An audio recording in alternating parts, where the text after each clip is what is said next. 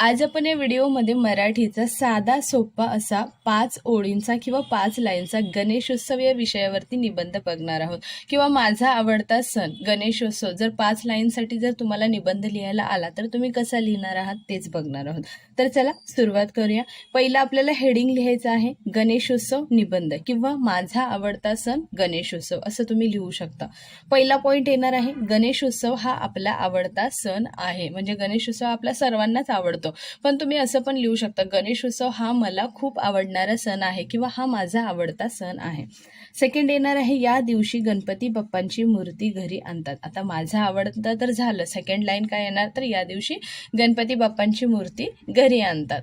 Third number येणार आहे रोज आरती व पूजा केली जाते, आणि मग बाप्पांची मूर्ती घरी आणल्यानंतर काय केलं जातं तर रोज सकाळ संध्याकाळ आरती आणि पूजा केली जाते असं पण लिहू शकता। त्यानंतर फोर्थ नंबर आहे 10 दिवस हा सण आनंदात साजरा केला जातो, म्हणजे बाप्पांना किती अनंत चतुर्थीपर्यंत 10 दिवस होतात, सो तेव्हा काय केलं जातं तर बाप्पांचं विसर्जन केलं जातं।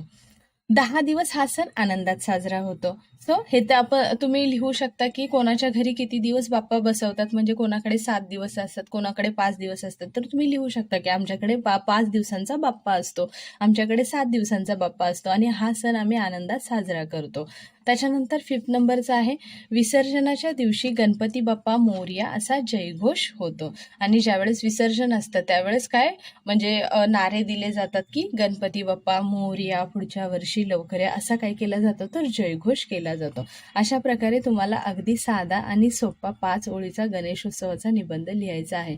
आय होप तुम्हाला हा व्हिडिओ आवडला असेल। जर व्हिडिओ आवडला असेल तर चॅनलला नक्की लाईक आणि सबस्क्राईब करा। भेटूया अशाच एका दुसऱ्या व्हिडिओमध्ये, तोपर्यंत बाय बाय।